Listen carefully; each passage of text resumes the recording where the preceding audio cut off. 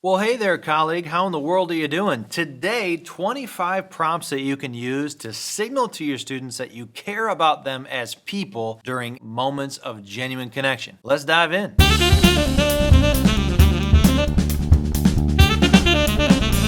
A moment of genuine connection is any time that you take about 30 seconds to talk to a student in a way that signals to them three specific things. You value them, you know them, and you respect them. I write about these moments of genuine connection, or MGCs, in my book, The Will to Learn. They're so foundational, in fact, that of the 10 strategies that I feature in the book, Moments of Genuine Connection is strategy number 1. These brief moments are doing multiple things. This is why I love them. It's a short amount of time investment for me, a small amount of energy investment, but when I do these consistently, about one per student per month, I end up sowing a lot of seeds that cultivate the 5 key beliefs beneath student motivation. So for example, when I pull a student aside and I ask them a question about their personal life, I'm signaling that I care about them, and care is one of 3 important ingredients in credibility. But I'm also indicating belonging because I'm sending a signal that I'm interested in them personally, and so now no matter what beliefs they have about school or their fitness for school, they at least are getting to know me as a person who sees them as an individual. That's going to make it easier for them to identify with the classroom that I create. But an important strategic consideration with MGCs is balancing the degree to which you signal to kids that you care about them personally and academically. Now, I have another video with 25 prompts for talking to kids about school and their academics. This video is going to be 25 prompts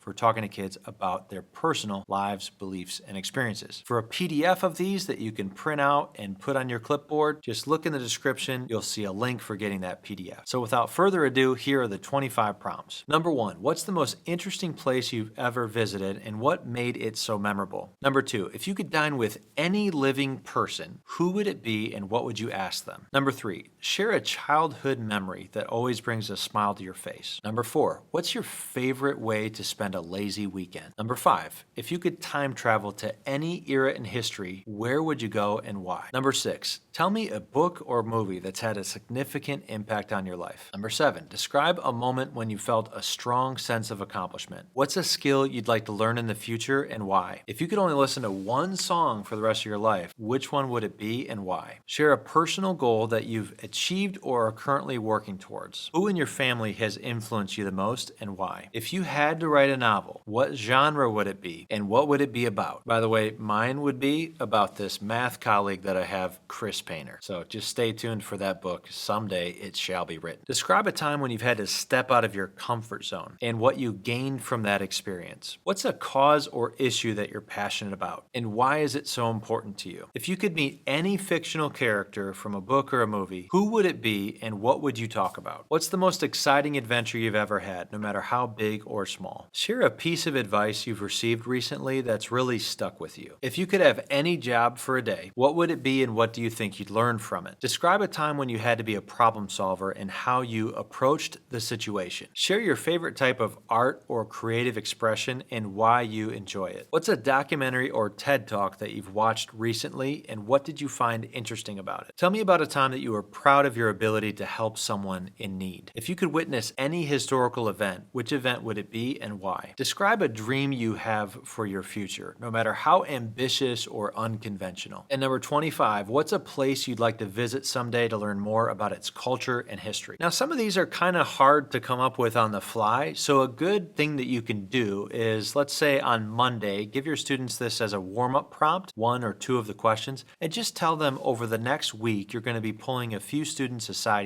each class period to just ask them about their answer. That way you're not putting kids so much on the spot and you're going to get more actual quality answers that will teach you about the students. And as you get these answers, you don't even need to write them down because some of them are going to stick in your mind and they're going to change the way that you view the student and make it so that it's easier for you in the future to signal to that student that you value them, you know them, and you respect them. That's why MGCs are so doggone powerful, because as you do them for every single kid month after month, you get better and better at them and your relationship with them deepens. And what's amazing is that this only takes about 30 seconds per kid per interaction. So it's not a huge time investment. Well, until next time, colleague, cheers.